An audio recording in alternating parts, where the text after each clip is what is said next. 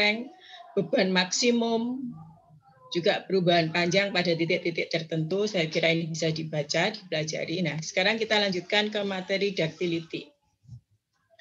Ductility diterjemahkan dengan keuletan. Ductile itu ulet. Ulet itu maksudnya ketika sebuah bahan ditarik, maka dia akan bertambah panjang. Dia akan bertambah panjang sampai kemudian nanti patah. Cara yang mudah adalah membayangkan karet. Karet yang kalau misalkan karet baru, maka dia bentuk melingkar, masih seolah-olah masih keras. Kemudian ketika sering digunakan, maka dia mulai molor, mulai mulur. Panjangnya berubah. Nah, sifat, jadi ukuran derajat plastik deformasi. Jadi karena dia panjangnya akan berubah. Karena panjangnya berubah, maka dia sudah disebut mengalami deformasi plastis. Keuletan atau ductility adalah ukuran derajat deformasi plastis sampai dia akan mengalami patahan. Jadi kalau misalkan material yang ductile, material yang ulet, maka dia akan kurvanya akan yang warna merah sampai dengan B aksen ini, sampai dia titik patah.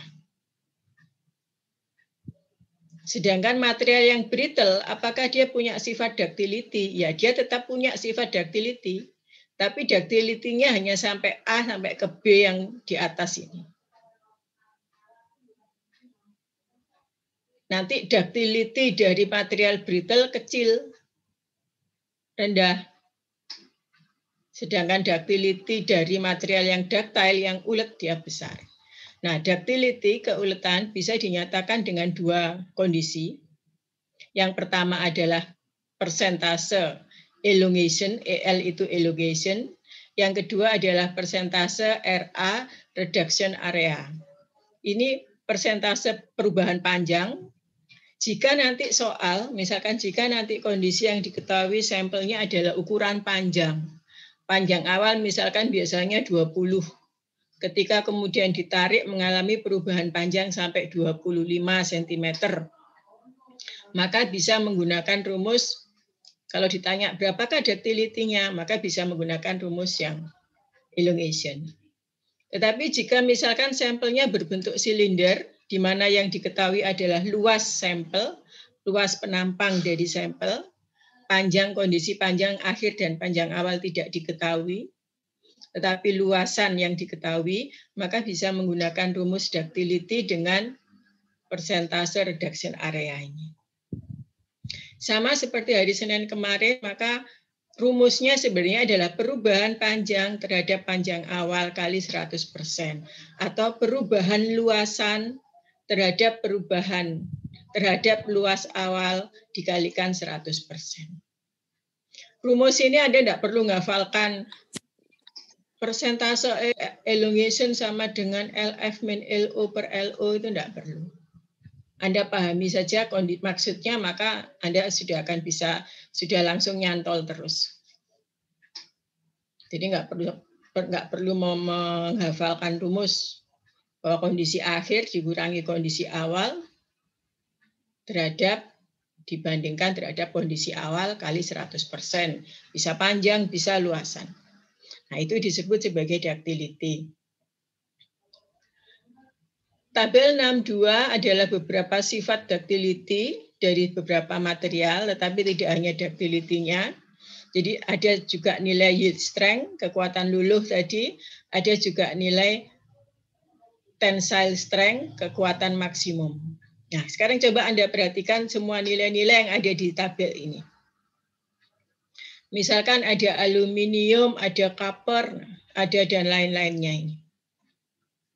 Ada aluminium, ada tembaga, ada brass. Brass itu kuningan, gabungan dari atau paduan dari tembaga 70% dan zinc 30%, dia akan disebut kuningan. Kemudian ada besi, ada nikel, ada steel. Steel adalah baja, maka dalam hal ini kalau 10-20 maka baja karbon, FeC, kemudian ada titanium, ada molybdenum. Dari material-material ini dengan melihat sifat yield strength-nya masing-masing, manakah yang paling ductile?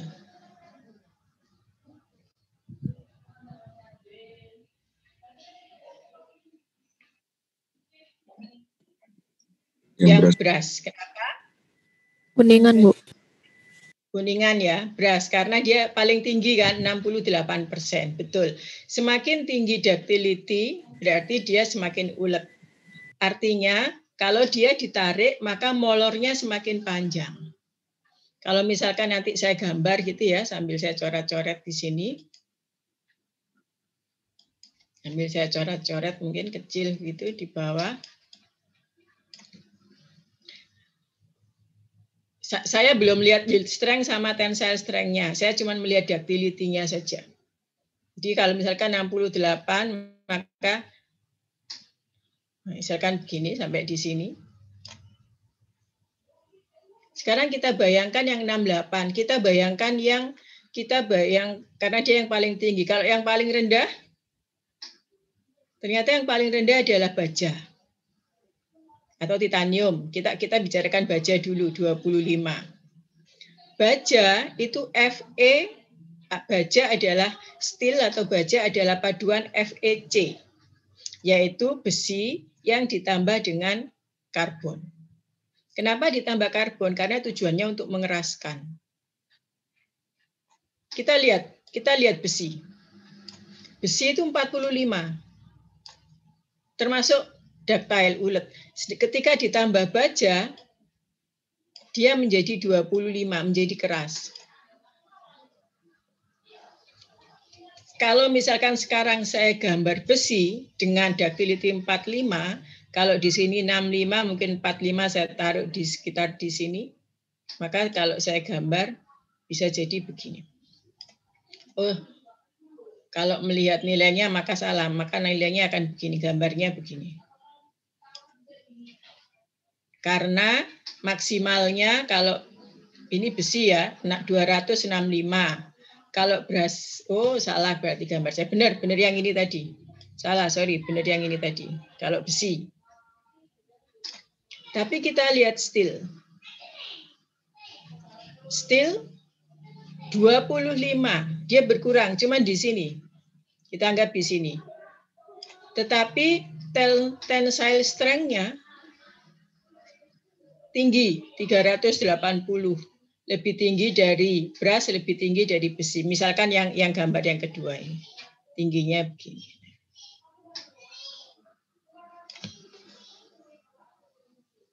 Nah, keuletan semakin tinggi nilai keuletan, maka nanti titik-titik ini kalau ini kita anggap persentasenya ya, maka nanti dia semakin panjang, semakin ke kanan regangannya. Secara sederhana digambarkan seperti itu. Jadi semakin ductile, semakin besar nilai ductilitasnya, maka nanti dia semakin panjang regangan yang dihasilkan. Ada pertanyaan untuk ductility? Kalau tidak ada, saya lanjut. Saya lanjut sekarang ke resilience. Resilience ini diterjemahkan sebagai bisa kelentingan, bisa kekakuan. Karena dia kekakuan, kelentingan atau kekakuan, maka dia hanya terjadi pada daerah elastis saja. Kalau tadi ductilitas sampai daerah akhir, sampai saat dia putus, maka dia derajat deformasi plastis, artinya dari mulai awal sampai akhir. Tapi kalau kelentingan atau resilience, dia hanya pada daerah elastis, yaitu pada daerah lurus ini saja. Hanya pada daerah lurus ini saja.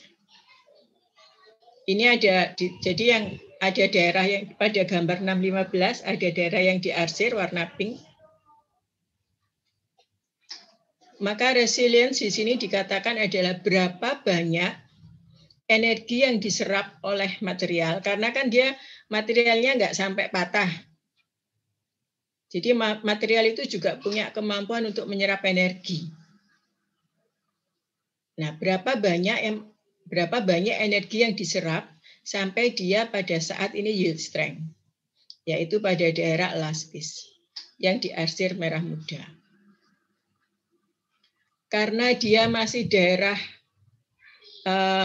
dengan gradian yang relatif lurus, maka seolah-olah dia linier. Jadi awal kemarin kita pembahasannya yang daerah kekakuan ini adalah daerah linier. Maka luasan ini secara sederhana, kalau dalam kondisi yang praktis, maka akan sama dengan luasan segitiga atau setengah dari luasan segi empat, yaitu perkalian antara stress, yield strength, dikalikan dengan yield strain. Jadi seolah-olah tinggal dikalikan saja. Tetapi karena segitiga maka separuhnya, sehingga persamaan kelentingan atau modulus of resilience-nya adalah ini. Setengah kali yield strength kali yield strain. Tetapi sebenarnya persamaan ini dari mana? Bisa diturunkan dari persamaan yang di bawahnya ini. Anda tentunya masih ingat ketika matematika dulu mungkin belajar tentang integral. Jika ada sebuah Jika ada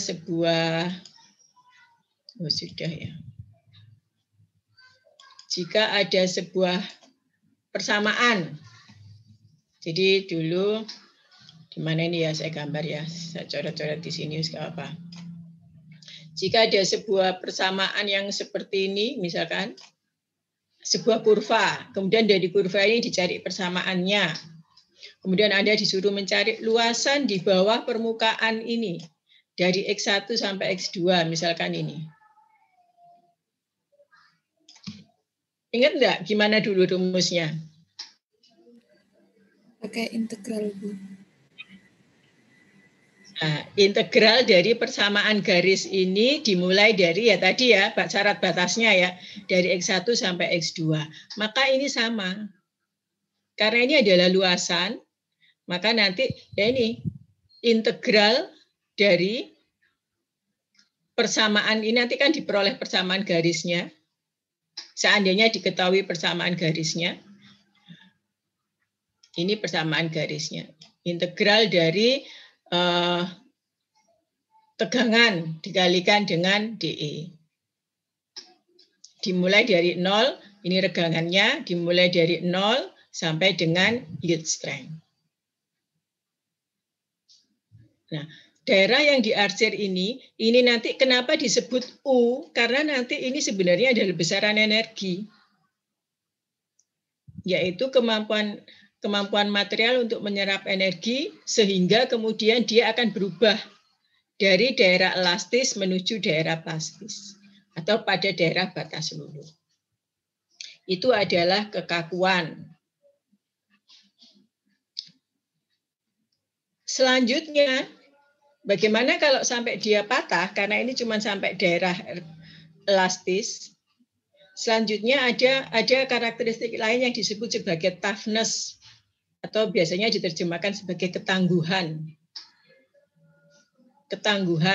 Nah, ketangguhan itu adalah derajat ukuran deformasi plastik sampai dia patah. Kalau daktilitas tadi untuk menandai ukuran perubahan panjang atau perubahan luasan, tapi kalau toughness adalah berapa banyak energi yang diserap. Sama kayak yang resilience tadi. Tapi kalau resilience dia hanya pada daerah yang di sini, kalau yang resilience pada daerah elastis, tapi kalau toughness, maka seluruh daerah sampai dia patah di titik B. Sehingga yang diarsir warna pink.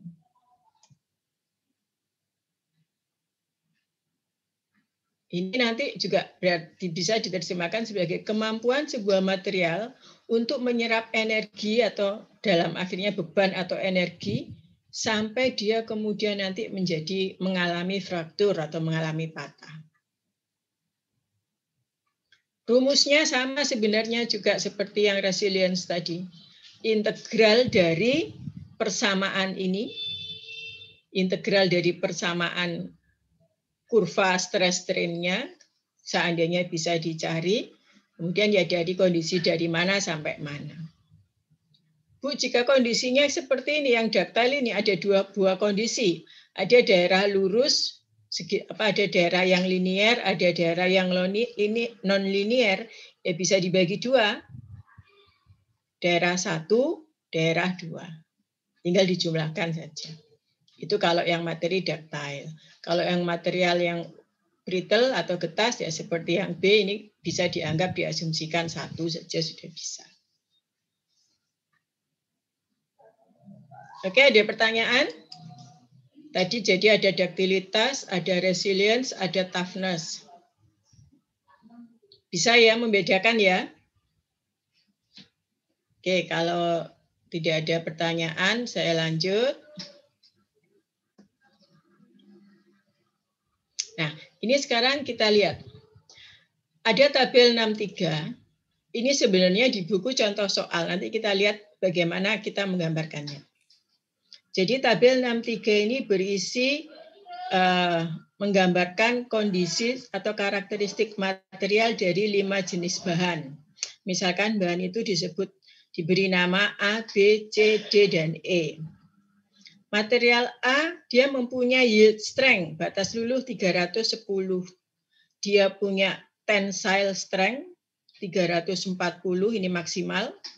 Ini yang dibelokkan itu, ini maksimal. Strain at fracture, dia akan patah. Dia akan patah pada, berarti ini nilai strain 0,23. Anda lihat, strain at fracture-nya tidak ada kata persen. Berarti sudah dikalikan persen. Karena kan delta L per L. Jangan bingung antara nilai ductility. Kalau nilai ductility harus dinyatakan dalam persen. Tapi kalau strain maka dia tanpa persen. Kemudian pada saat patah, berapa kekuatannya? Ternyata ini, fracture strength 265.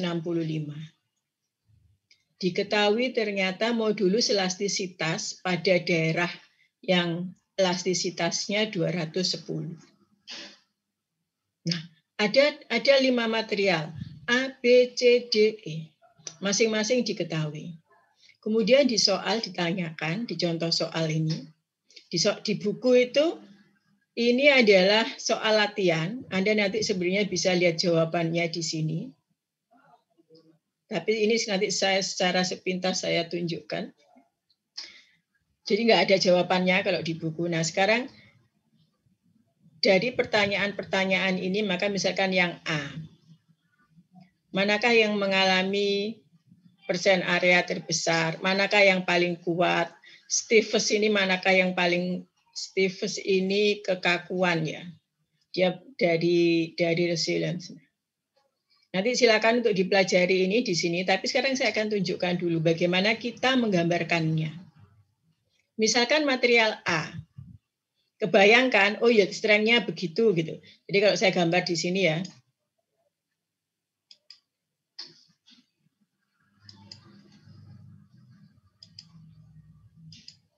misalkan material A,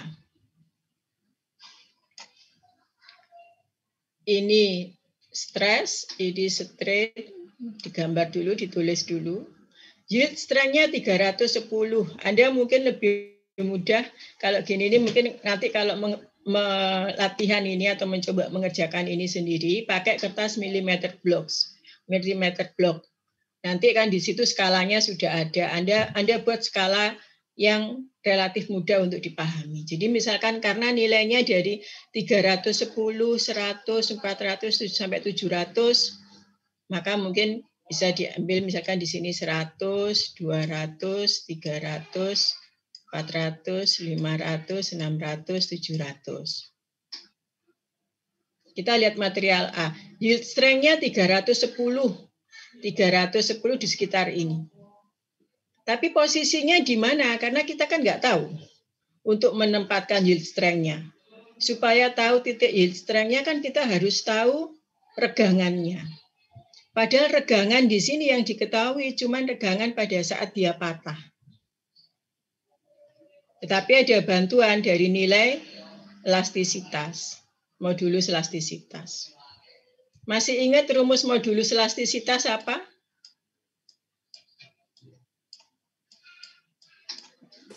Stress per strain, Bu. Stress per strain. Kita tadi yang kita tanyakan pada saat menggambarkan yield strength, kan berarti butuh nilai yield strength sama strain. Kita tahu nilai yield strength-nya, kita tahu nilai modulus E-nya. Maka kan tegangan diketahui. Ya. Dimengerti ya? Ya, Bu. Nah, ini sudah saya hitung. Ternyata regangannya sekian. Berikutnya nanti yang ABCD-nya juga sudah saya hitung. Saya tambahkan ini. Kemudian, nah ini jangan lupa di sini yield strength-nya megapascal, tapi modulus elastisnya gigapascal. Jadi harus disamakan dulu, karena disamakan itulah muncullah ini. Nilai ini kalau digambar memang sangat kecil di sini, karena ini kan strain. Berarti kan 0,00145. 0,00145. Ini juga begitu, Anda menggambarkannya juga kalau bisa yang, karena misalkan strain-nya maksimal adalah 0,4, seandainya 0,4 itu di sini. Maka ini 0,2, ini 0,1. Padahal di sini 0,00145. Jadi sebenarnya kecil sekali. Tadi 310, nah misalkan di sini yield strength-nya. Kemudian tensile strength-nya maksimal 340. 300 ini tadi 400 mungkin sekitaran ini. Pada titik berapa di sini juga tidak diketahui. Nah, kita lewati saja dulu. Kita sekarang perhatikan pada saat dia patah. Pada saat dia patah, tadi ini 0,4 berarti ini tadi 0,2 misalkan. Pada saat dia patah 0,23 dengan fraktur strength-nya 0,265. Ini 100, 200, 265, 0,23 misalkan di sini. Ini di bawah ya. Ini 310, 265, jadi ini di bawahnya. Jadi 340, kita misalkan sekarang ini lurus, tarik garis lurus ke yield strength. Kemudian nanti titik tertinggi, seandainya kita lengkungkan ini ke sini. Nah, titik tertingginya ini adalah 340. Kalau digambar begitu. Bu, menentukan 340-nya pada regangan berapa? Nah, ini memang yang tidak ada kondisi yang betul-betul harus di berapa. Kalau misalkan datanya seperti ini. Kecuali nanti kalau memang sudah ada data strain stress di soal nanti, di contoh soal nanti ada, itu bisa. Kalau seperti ini ya kita perkirakan saja. Pokoknya nanti dia nilai maksimum paling tinggi di antara yield strength dan fracture strength. Nah, ini misalkan contoh A, saya gambar begini. Kemudian saya sebenarnya juga sudah gambar semuanya. Ini material A, yang ini ternyata material B. Kalau kita lihat material B, kalau kita lihat ternyata yield strength-nya lebih rendah, tensile strength-nya lebih rendah, tapi strain fracture-nya lebih besar. Fracture strength-nya juga lebih besar, dan modulus elastisitasnya lebih kecil. Maka gambarnya seperti ini. Gambar A, gambar B, ini yang material C, material D. Nah, sekarang kalau misalkan menyangkut dengan pertanyaan yang A tadi, manakah yang punya luasan terbesar? Misalkan mana yang mempunyai luasan terbesar, tinggal ditarik garis ke bawah, kemudian diarsir.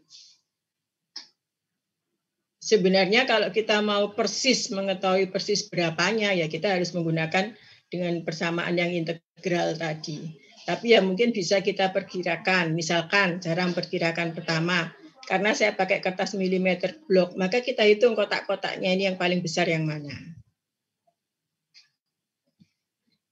Yang paling banyak nanti kotak-kotaknya. Misalkan cara yang paling gampang seperti itu.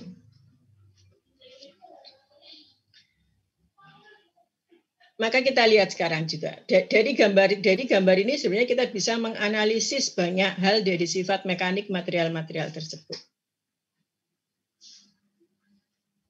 Ternyata semakin kecil,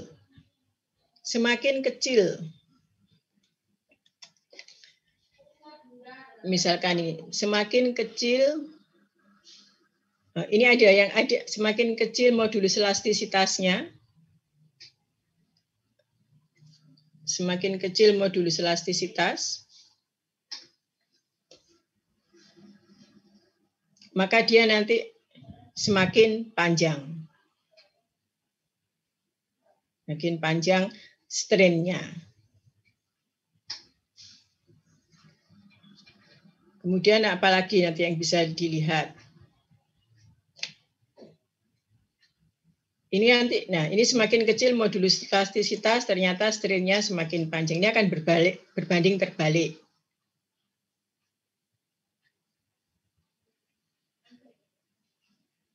Ini juga, tapi ini beda.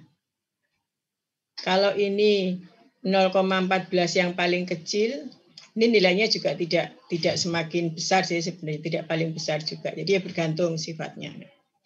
Sekarang Anda lihat material yang E. Material yang E tidak diketahui yield strength-nya. Tidak diketahui tensile strength-nya. Bahkan strain frakturnya tidak diketahui. Yang diketahui cuma fraktur strength, jadi tekanan atau tegangan pada saat dia patah, dan modulus elastisitas 350. Ini kira-kira kalau gambar gimana? Atau dari sifat ini saja, maka dia termasuk material apa? Material apa ini tadi batasannya adalah ductile sama brittle. Brittle. Ya, brittle. Apakah dia mengalami ductile? Mengalami regangan? Ya, dia mengalami regangan tapi kecil sekali. Kemudian 350 berarti kan paling tinggi di sini. Padahal ini tadi kalau kita lihat, semakin tinggi kan dia semakin lurus seolah mendekati begini. Nah sekarang kalau itu kita gambar, kira-kira dengan dua gambar ini, itu kira-kira di mana? Ini 650.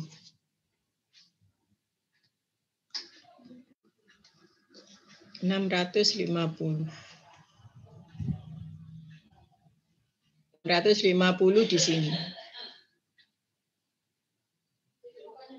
Dengan asumsi 310 dia yang paling kaku, paling stiffness, maka di sini misalkan tarik garis lurus saja ini ke bawah.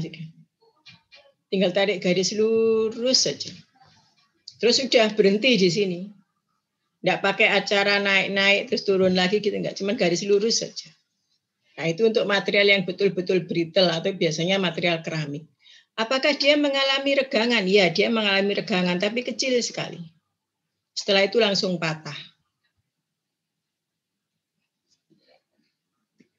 Tugas pertama Anda adalah menggambarkan kembali ini. Saya sudah tunjukkan, sebenarnya kan gampang. Hanya supaya menunjukkan bahwa Anda, oh ya penggambarannya begini. Memahami untuk menggambarkan bagaimana kurva stress strain. Jadi tugas pertama Anda di sifat mekanik adalah menggambarkan kembali nilai-nilai pada tabel 63 ini dalam bentuk seperti ini, tapi dengan skala yang lebih tepat, skala yang tepat. Ini sebenarnya juga sudah ada kok jawabannya. Cuman ya Anda kalau nggak gitu kan nggak belajar. Anda silakan dipelajari. Ini nilai redangan juga sudah saya hitungkan semua.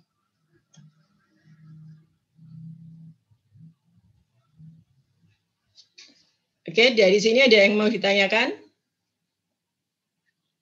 Nggak ada? Ya, kalau tidak ada, saya lanjut sekarang ke materi kita berikutnya adalah untuk desain atau safety factor. Nilai desain atau safety factor dinotasikan dengan N aksen. Sebenarnya nanti ini bermanfaat untuk proses pendesainan suatu instrumen. Ada beberapa karakteristik yang sebenarnya juga dia adalah nilai-nilai dari karakteristik di kurva stress strain. Yaitu ada dua buah nilai, yaitu design stress dan safe stress. Design stress ini adalah nilai-nilai seolah-olah nanti dia menjadi batas maksimal. Pada akhirnya nanti ini hampir sama dengan engineering stress. Akan sama, identik lah, bukan sama persis, tapi akan membayangkannya sama dengan design stress atau engineering stress. Dinotasikan dengan ini sigma D. Dia sebenarnya adalah perkalian antara desain faktor dikalikan dengan sigma C, C ini calculate, yang sebenarnya calculate ini adalah nilai maksimum yang diperkirakan. Pada akhirnya ini juga karena nilai maksimum cenderung TS, tensile strength. Jadi tegangan untuk desain yang bisa kita terapkan adalah nilai perhitungan dari stres, nilai stres perhitungan yang didasarkan dari perhitungan maksimum dikalikan dengan nilai desain faktor. Ini untuk desain stresnya. Tetapi sebenarnya sebuah material itu supaya safety gitu ya, maka yang digunakan sebenarnya adalah safe stress, yaitu tegangan dalam batas keamanan, dalam batas aman, atau juga bisa disebut working stress. Di mana nilai ini nanti identik dengan nilai yield strength, kekuatan luluh. Material itu kalau digunakan sebagai bagian atau sebagai sebuah bodi dari sebuah instrumen, ini dulu.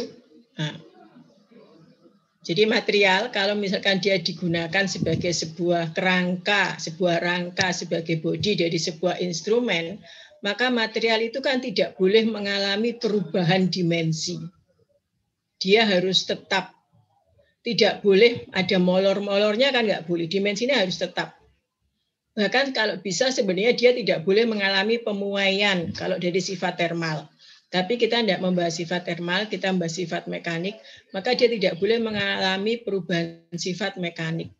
Tidak boleh mengalami perubahan dimensi. Sehingga sebenarnya batas amannya adalah yield strength, batas luluh. Dia nggak boleh misalkan dari 10 cm ternyata karena sering digunakan gitu, sering mengalami proses penarikan misalkan, terus panjangnya berubah jadi 10,2 cm. Itu nggak boleh, harus tetap 10 terus. Maka syaratnya sebenarnya harus menggunakan nilai yield strength based on yield strength material. Sehingga rumusnya working stress ini sama dengan yield strength dibagi dengan safety factor. Karena dibagi, maka kan berarti jauh lebih kecil.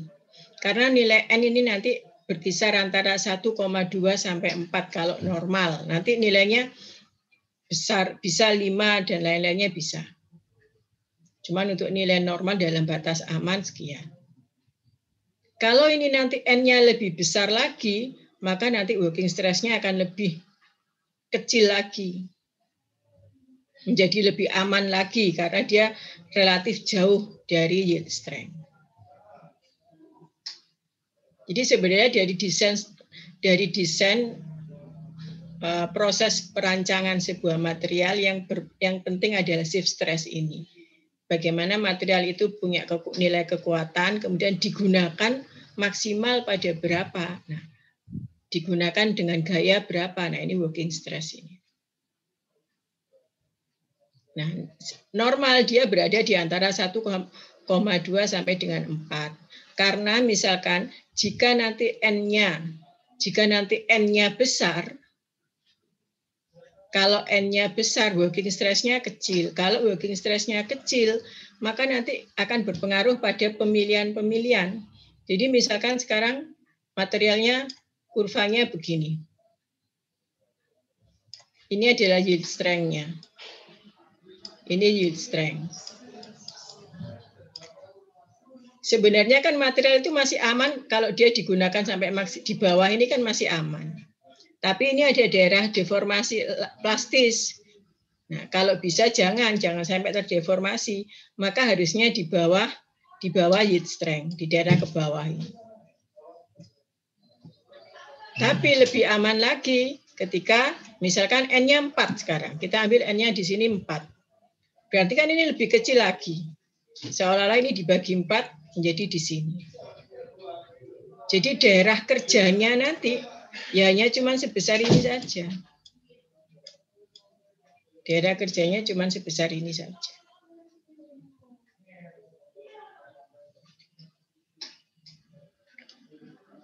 Nilai N nanti tergantung beberapa pemilihan. Di sini ada faktor ekonomi, faktor pengalaman, ketelitian, akurasi. Yang jelas adalah jangan sampai dia nanti akan mengalami patah ini. Karena kalau misalkan sampai patah kan berarti instrumen itu mengalami kegagalan. Ya sudah nggak bisa digunakan, tidak ada kerusakan, terjadi fraktur atau kegagalan. Oke, kemudian ada contoh soal di buku di situ, contoh soal 61 tapi untuk bagian desain. Jadi kalau kita lihat soal ini sebenarnya bahasannya adalah tentang alat tension test, alat uji tarik. Alat uji tarik kalau Anda ingat kemarin digambarkan terdiri dari 2 kiri kanan silinder. Jadi di sini tensile testing apparatus, jadi alat uji tarik secara umum terdiri dari dua silinder di kiri dan kanan yang akan menopang beban yang akan menarik. Bebannya bisa di atas, bisa di bawah. Nah, dikatakan di sini maksimum bebannya ada diketahui. Karena ada 2 bagian silinder kiri kanan, maka 220 Newton ini nanti juga akan dibagi 2 oleh 2 silinder itu. Dan ternyata kedua silinder itu terbuat dari baja karbon 1045. Anda masih ingat enggak 1045 ini artinya apa? Tadi ada steel 1020, ini 1045. Artinya ingat enggak apa? Kemarin di diagram fasa sudah diajari. Halo? Hai. Apanya? Bukan, indeks Miller kan HKL. Jadi misalkan ini steel 1045.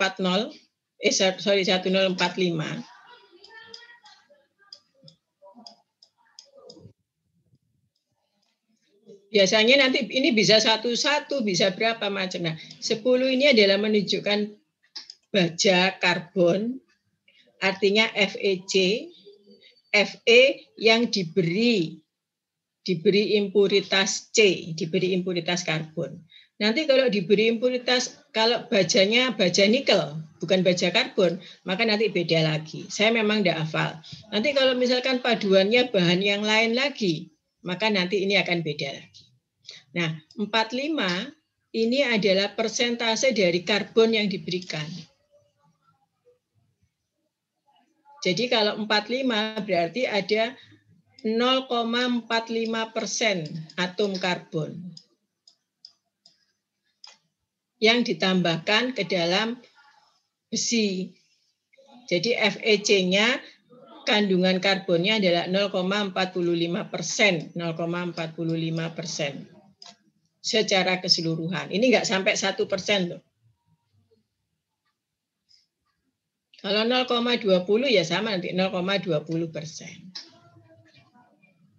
Ini penamaan saja. Nah, ternyata silinder yang digunakan untuk menopang beban di dalam alat uji tarik tadi terbuat dari baja karbon dengan kandungan sekian. Diketahui ternyata di sini minimum yield, berarti ini yield strength, dan tensile strength-nya. Minimum yield ini kan kalau yield tadi ada di gambar yang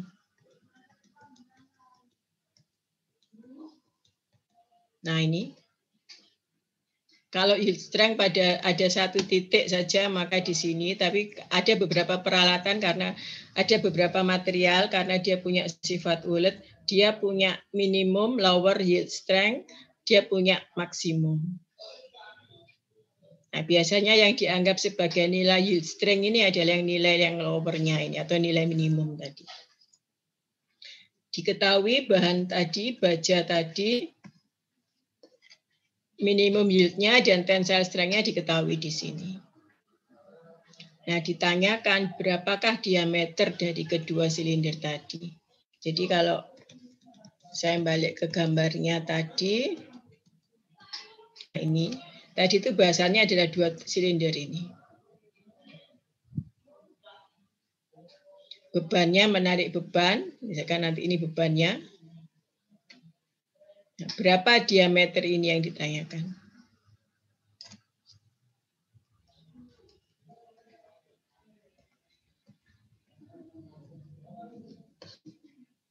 Yang ditanyakan adalah D.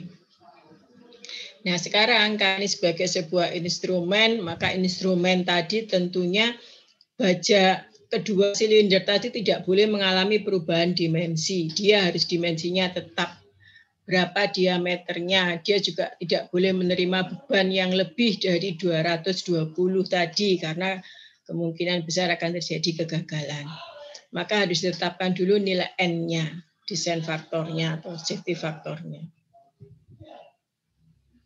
Nah, nilai N ternyata di soal ini ternyata diketahui N-nya sama dengan 5. Mengapa kok 5? Karena maunya benar-benar aman. Di sini dikatakan untuk meminimais perubahan elastis, pokoknya nggak boleh ada perubahan. Sehingga mengambil nilai konservatif, nilai yang paling relatif paling aman, yaitu N sama dengan 5. Selanjutnya dicari working stress-nya, yaitu sama dengan yield strength, dibagi dengan safety factor, dibagi 5, ketemulah sekian. Cuman 62 megapascal. Jadi kedua bahan tadi, kedua silinder tadi yang sebenarnya dia mampu untuk menahan beban 220 Newton, atau ini di sini 50.000 lb. Nanti ini bisa dikonversikan ya ke gaya. Akhirnya cuma bisa bekerja dalam 62 megapascal saja. Kemudian kalau untuk mencari D maka diameter maka hubungannya adalah dengan satuan. Ini sebenarnya dari rumus tegangan sama dengan F per A, ya sudah diturunkan dari itu. A-nya adalah luasan PR kuadrat, R-nya D per 2. F-nya dipakai nilai berapa? F-nya dipakai nilai beban maksimumnya dia. Tapi karena dibagi oleh 2 buah silinder kiri kanan, maka di sini F-nya akan menjadi 110. Jadi 110. Sehingga diperoleh diameternya adalah sekian. 1,87 inci.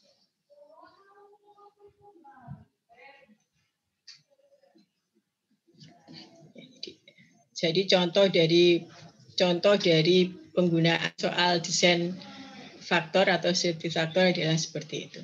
Kemudian ada contoh lagi, contoh 62. Saya minta Anda mempelajari ini sendiri, dibaca, dipahami dulu. Nanti relatif gampang kok. Karena saya supaya waktunya nggak habis, saya sekarang lanjut ke materi hardness. Untuk materi tensile strength, ada yang mau ditanyakan? Halo? Kelasnya kok sepi ya? Dari tadi yang jawab perasaan cuma satu jenis suara saja. Yang lainnya mana ya? Hai. Belum ada, Bu. Ada ya? Belum ada, Bu. Jelas, Bu. Ya, nggak ada pertanyaan ya. Saya lanjut ya. Saya sekarang akan screen lagi materi hardness. Saya akan share materi hardness. Sudah terlihat? Sudah, Bu. Kalau tensile strength adalah sifat kekuatan bahan sampai nanti dia maksimal, sampai dia kemudian mengalami patahan, maka adalah sifat dari sebuah material secara keseluruhan. Sifat material secara keseluruhan. Tapi kalau hardness sebenarnya meskipun dia juga sampai mengalami deformasi plastis, tapi pada sebuah daerah-daerah tertentu. Jadi kalau misalkan pada gambar ini, kebetulan di gambar ini, ada sebuah sampel di mana kemudian dia akan diindentasi oleh sebuah probe. Sedemikian hingga sampel ini nanti harus sampai dia terluka atau sampai dia nanti mengalami deformasi. Nah, sekarang saya tanya, seandainya sampel ini nanti mengalami deformasi, kira-kira bentuk yang terjadi pada sampel pada titik ini seperti apa?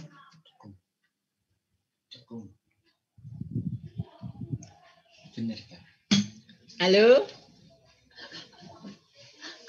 Sampelnya pada sampel itu nanti akan mengalami bentuk seperti apa? Kalau indentornya seperti Memipih, ini. Bu.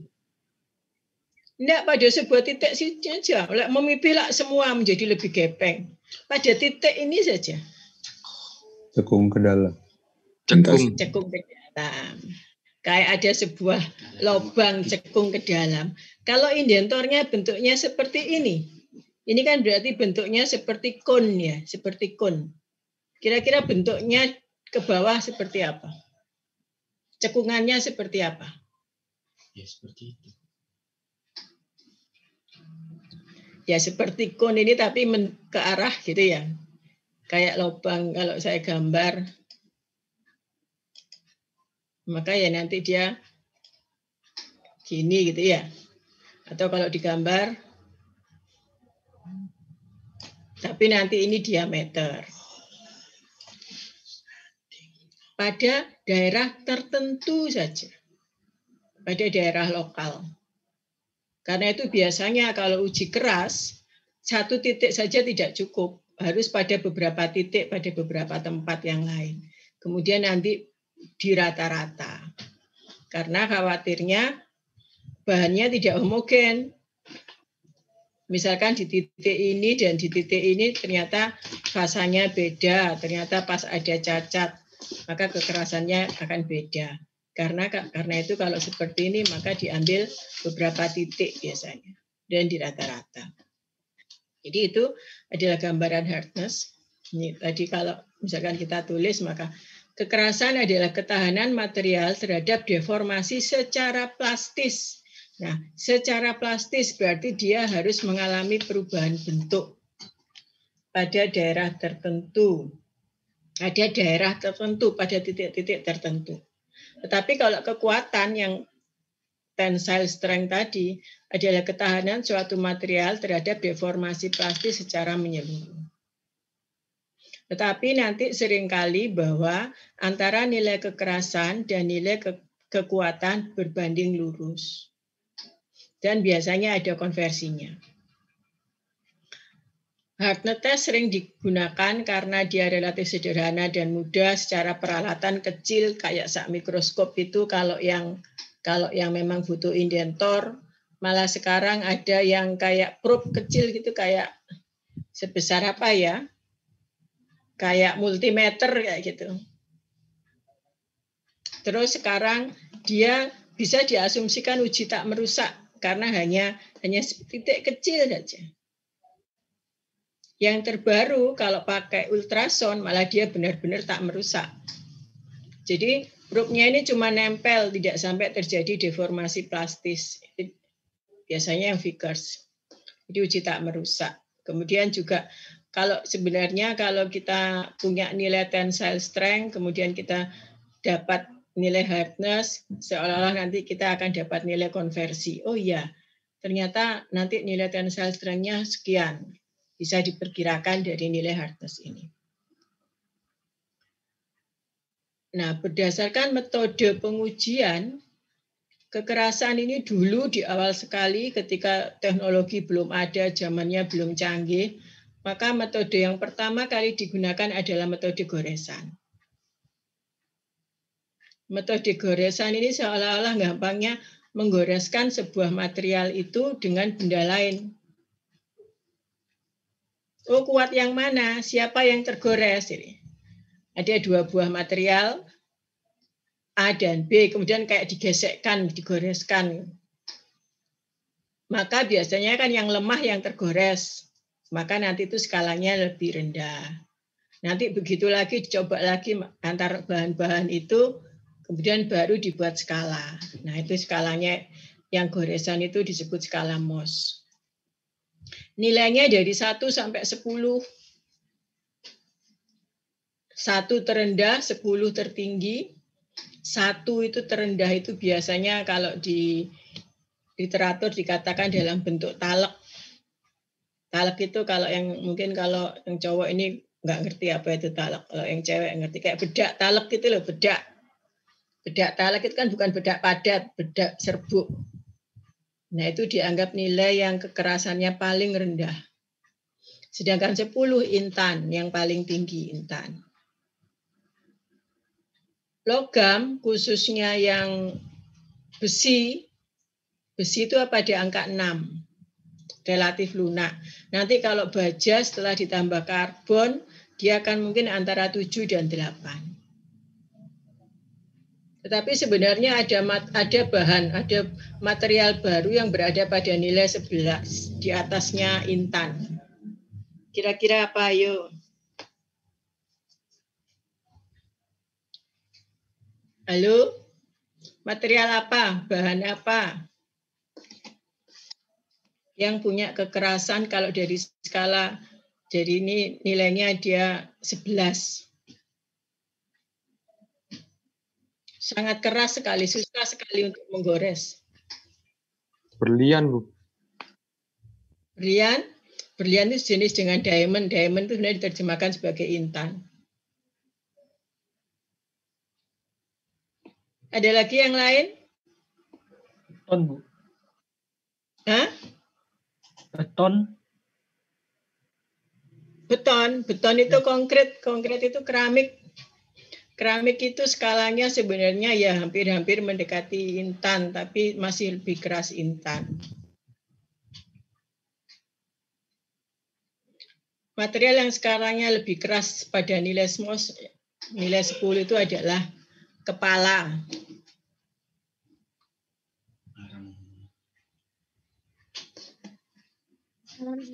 Ya benar ya.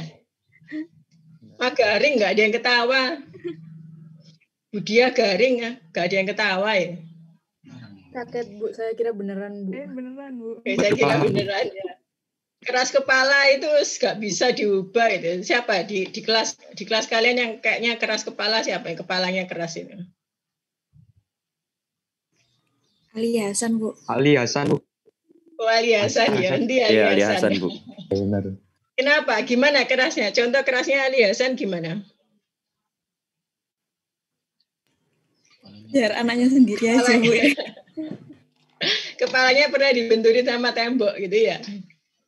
Nah, itu metode goresan. Nah, metode berikutnya adalah metode dinamik. Metode dinamik ini adalah misalkan jadi secara umum dia berdasarkan pantulan. Ada sampelnya, misalkan ini sampelnya. Sampelnya ini, kemudian ada bola, di mana bola ini akan dijatuhkan ke sampel ini. Ada jarak awal, ada tinggi awal misalkan H0, kemudian dia akan memantul. Akan pantulannya misalkan H akhir HI. Nah, perbandingan antara HI dan H0 ini nanti akan dikonversikan dalam bentuk sebuah nilai yang disebut nilai kekerasan. Semakin keras material, maka pantulannya semakin tinggi kan. Sehingga perbandingannya juga semakin besar. Pada dasarnya seperti itu kalau metode dinamik itu. Ini berhubungan dengan berapa besar energi yang dimiliki oleh material ini dalam hal ini.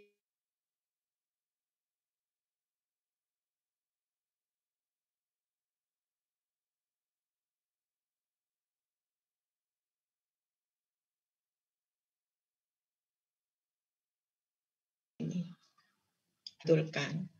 Nah, ini cuma prinsip kerja saja, tapi alatnya sudah ada yang disebut sebagai skleroskop. Alatnya namanya skleroskop. Metode goresan dan metode dinamik sudah jarang dilakukan. Tetapi ini kayaknya kalau di fisika dasar, mungkin fisika dasar 1 di metode dinamik sudah masih digunakan untuk model praktikum. Modul praktikum. Intinya sebenarnya untuk memahami bagaimana sebenarnya proses kekerasan dari suatu bahan itu nanti bisa dikonversikan menjadi sebuah nilai. Sekarang yang sering digunakan adalah metode indentasi. Metode indentasi adalah metode yang tadi digambar awal itu. Ada sebuah sampel kemudian ditekan oleh sebuah indentor. Indentor tadi yang lincipnya itu. Nah, indentornya itu nanti macam-macam, ada 2 jenis, bisa berbentuk bola, bisa berbentuk seperti kerucut tadi. Tapi nanti kerucutnya bisa yang bentuk kon atau bentuk prisma. Sekarang sudah pakai, yang berlaku sekarang adalah metode indentasi. Indentasi pun sekarang juga sudah ada 2 jenis, yang masih merusak pakai material seperti itu atau pakai gelombang. Nah, ini adalah gambaran dari yang proses, ini skala dari yang metode goresan tadi. Talak, gipsum. Gipsum ini biasanya kalau Anda mungkin renovasi rumah, kemudian pasang plafon, nah itu bahannya gipsum. Dikatakan mudah tergores meskipun oleh kuku jari. Ada kalsit fluorid, nah ini masih nama-nama senyawa. Gigi berada pada skala 5 kekerasannya. Baja berada pada skala 6, baja pada skala 6. Skala 7, kuarsa. Nah, intan skala ke-10. Ini kalau skala Mohs yang goresan, kalau metode dinamik alatnya skleroskopnya itu pada dasarnya seperti ini. Nah, yang metode indentor tadi ada beberapa jenis tes. Ada Brinell, Rockwell, Vickers, Knopfler, ada Mayer, macam-macam sebenarnya. Nah, ini nanti ada perbedaan pada jenis-jenis indentornya beserta ukurannya. Secara resume maka bisa dilihat pada tabel ini. Jadi misalkan di sini ada Brinell, ada Rockwell, Vickers, Knoop, indentornya macam-macam. Indentornya bisa dilihat pada bentuk dari indentasinya di sini. Kalau indentornya bola, maka bentuk deformasi yang terjadi pada sampel ya seperti bola, seperti tembereng bola dia cekung ke dalam tapi bentuknya bola. Kalau bentuknya diamond tapi cone, maka tetap seperti bola bentuknya. Dari atas. Kalau dari samping begini. Ini mestinya lincip. Sorry, ini gini-gini. Kalau Rockwell itu bisa diamond, bisa bola. Tapi sama-sama dilihat dari atas seperti tembereng. Meskipun nanti luasannya, ini nanti yang sebenarnya yang berpengaruh ada luasan dari luasannya, bukan lingkarannya ya, tapi luasan dari cekungannya itu. Kalau Vickers piramid ini prisma, maka akan ada diameter dalam, diameter luar. Juga kalau ini piramid, kalau Knoop ada 2 jenis D nanti, ada D, ada B. Sebenarnya nilai-nilai angka kekerasan semua berdasarkan pada persamaan tegangan. Tegangan sama dengan gaya per A. Sebenarnya semua rumus-rumusnya hardness, kalau HB hardness Brinell, kalau HV hardness Vickers, K ya Knoop, Rockwell ya nanti HR, cuman kalau Rockwell nanti ada A, B, C dan seterusnya. Semua rumusnya sebenarnya didasarkan pada rumus tegangan sama dengan F per A. F dari mana? F pada dasarnya adalah berat dari indentornya, adalah gaya dari indentor. A adalah luasan yang dihasilkan.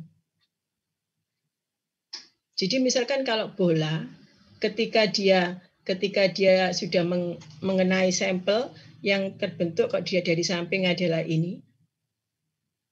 Kalau dari atas terlihat seperti ini, tapi luasannya bukan seolah-olah D, bukan PR kuadrat, karena dia sebenarnya adalah sebuah luasan cekungan.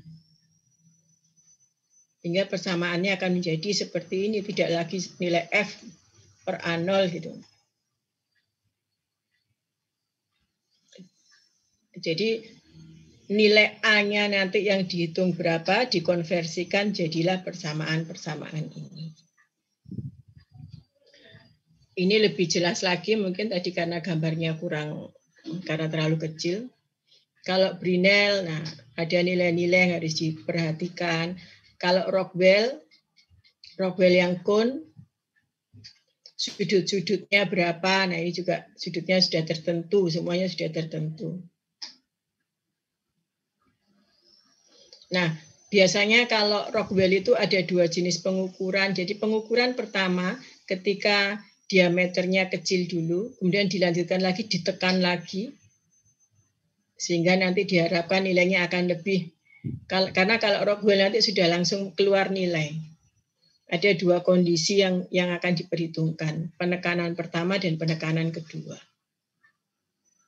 Vickers sudutnya 136 dari sudut cone-nya. Kalau Knoop, kalau ini masih prismanya seperti ini, kubus. Kalau dilihat, tapi kalau ini agak seperti layang-layang kalau Knoop. Dengan bentuk seperti ini diharapkan luasan yang diperoleh akan lebih besar dan lebih dianggap mengenai seluruh bagian. Pemilihan indentor harus lebih keras daripada sampelnya. Kapan memilih bola? Kapan memilih kalau bola biasanya ya steel atau karbida. Tapi kalau yang cone atau piramid biasanya intan. kapan dipilih bola, kapan dipilih yang cone atau piramid, tergantung dari bahannya. Kalau bahannya cenderung keras, biasanya pakai yang model cone atau piramid. Kalau logamnya bahannya termasuk bahan lunak, cukup dengan bola. Karena jangan sampai material yang indentornya lebih lunak daripada material yang akan diuji. Nanti yang meleok bukan sampelnya tapi indentornya. Karena indentornya yang kalah. Ini untuk Rockwell. Rockwell itu ada sampai K. Rockwell ada beberapa jenis, ada yang sampai K. Kita lihat yang ABCD pakai diamond, maka dia cenderung bebannya yang di F-nya itu nanti atau gayanya ini besar. Tapi kalau yang yang ini nih, karena kalau Rockwell itu ada yang biasa untuk yang superficial. Kalau Rockwell yang biasa itu untuk yang bahan-bahan yang tebal-tebal, untuk bahan yang tebal-tebal. Kalau yang superficial untuk bahan yang tipis, sehingga nanti beban yang diberikan relatif lebih kecil. Ini sekitar maksimal 45. Di sini minimal ini 60.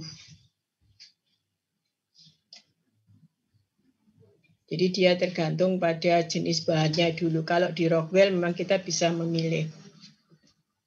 Ini yang sering banyak digunakan. Kemudian ini ada konversi dari satu jenis pengukuran tadi, metode hardness tadi. Jadi misalkan ini adalah Brinell, mulai dari 5 sampai 10.000, maka Rockwell berada pada daerah ini yang Rockwell B, Rockwell C nanti akan sama di sekitar ini. Nah, ini faktor konversi sesama pengujian kekerasan. Ini identik kalau material, kalau plastik kalau Brinell berada di antara sekian 20 sampai 50-an. Beras atau aluminium berada sekitar 50-60. Baja sekitar 200. Ini semua mengikuti. Artinya ini sejajar ini mempunyai nilai yang sama konversi.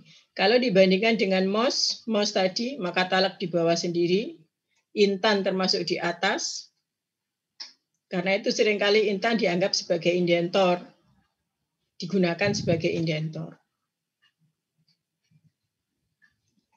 Tadi baja nomor 6. Baja tadi nomor 6 kalau di MOS. Nah, ini di sini sekitaran ini baja.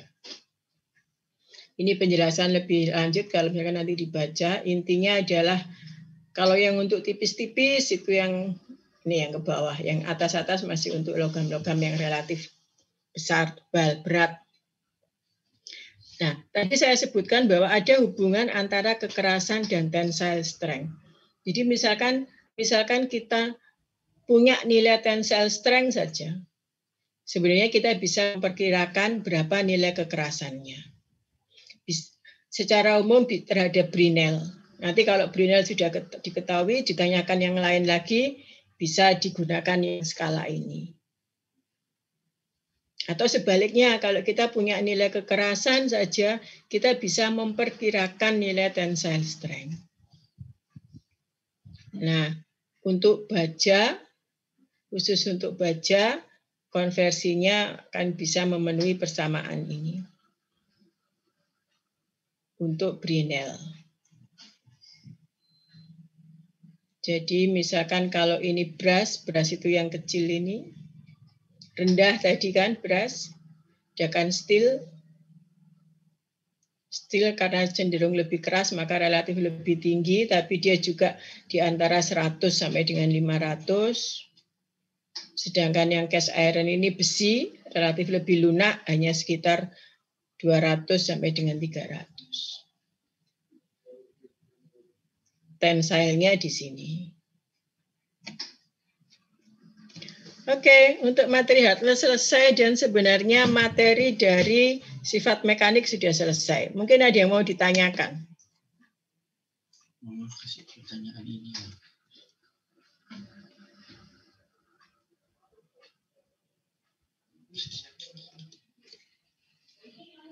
Bu, saya Halo, mau bertanya, Bu. nggak ada ya? Apa? Iya, Bu. Ada yang mau tanya? Ya, saya mau nanya, Bu. Ya, silakan. Jadi, kan dilihat dari hardness testing teknik tadi, indenternya itu kalau bentuknya cone atau piramid itu biasanya diamond. Tapi kalau bola itu biasa dari steel. Kira-kira itu ada pertimbangannya nggak ya, Bu? Secara bentuknya kenapa seperti itu? Karena kalau gini, kalau indentornya keramik, maka dia kan bentuknya lancip. Bentuknya lancip kan? Terus keras, maka dengan sekali tidak perlu diberikan gaya yang relatif besar. Kecil saja maka dianggap nanti sampelnya akan mudah terdeformasi. Misalkan kita sekarang bicarakan yang cone atau yang diamond ya, baik yang piramid ataupun cone.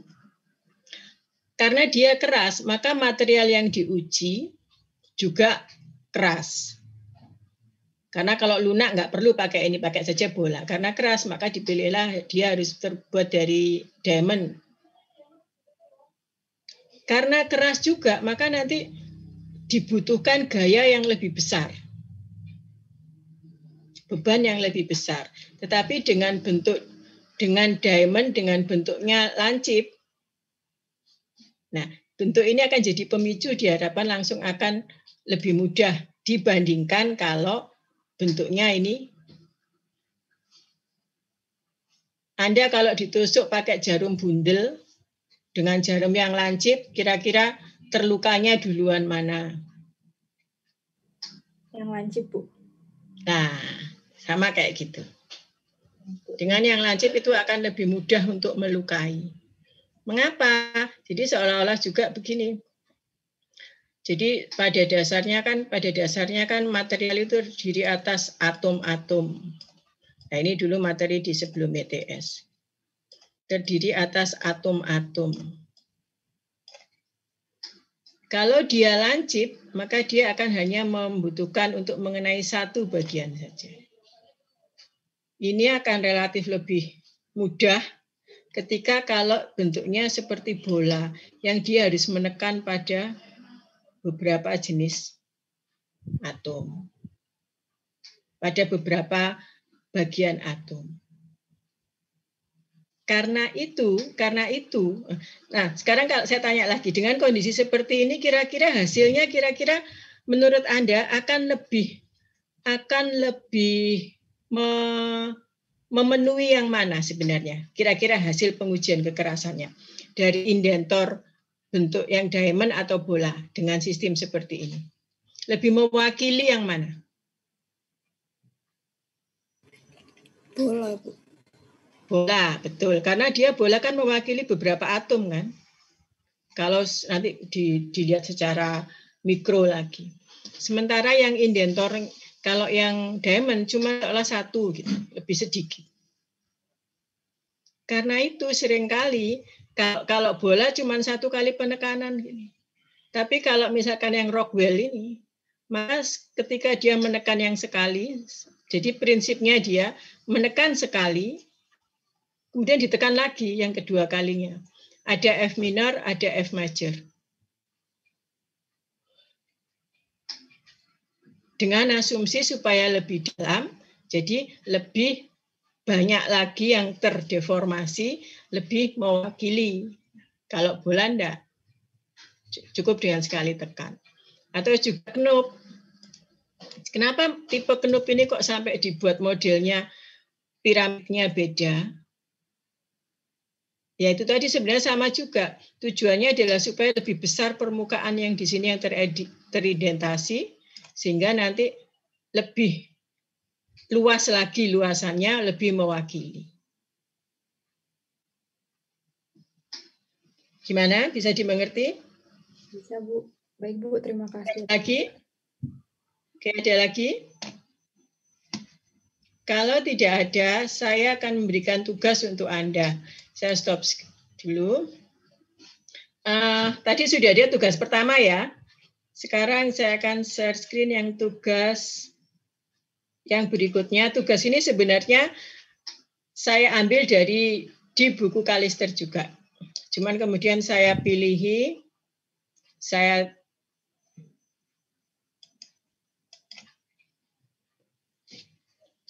pilih ada gambar 622 di buku, gambarnya seperti ini. Kemudian dari soal-soal itu saya pilih soal-soal yang hubungannya soal 622. Ada 610, ada 626, ada 663, dan 628. Nanti ini silakan dikerjakan. Ini tugas yang nomor 2. Jadi sebenarnya ini satu soal, cuma terdiri dari 4 pertanyaan.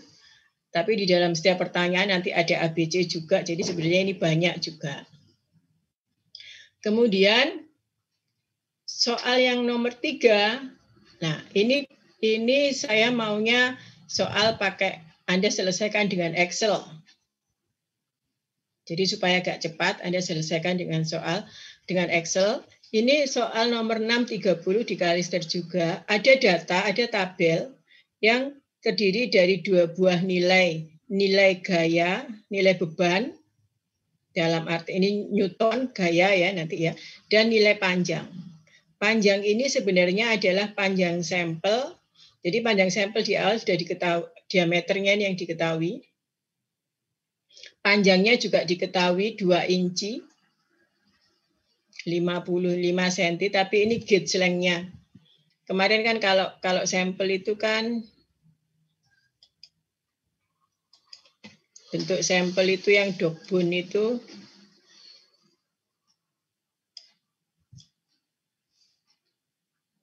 gini. Gauge length itu yang panjangnya di tengahnya yang benar-benar dijadikan metode uji. Jadi misalkan kalau ini 20 cm, gauge length-nya ini cuma 5 cm-an.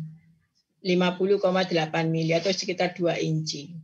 Sekitar 2 inci saja. Yang lain-lainnya ini buat dicantolkan, buat pegangan di alatnya.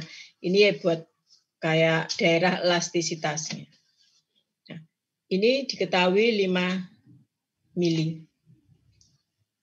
Kemudian ketika ditarik dengan gaya 12.700 Newton, ternyata panjangnya menjadi sekian.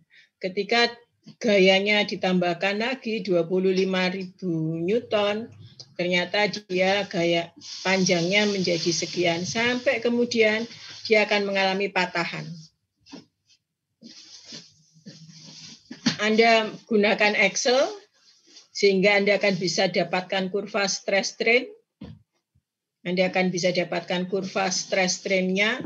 Anda akan bisa dapatkan yield strength-nya dengan cara mencari perpotongannya pada strain 0,002%. Anda cari tensile strength-nya, Anda cari fracture strength-nya. Intinya, nah Anda kerjakan yang di sini. A, plot sebagai engineering stress strain.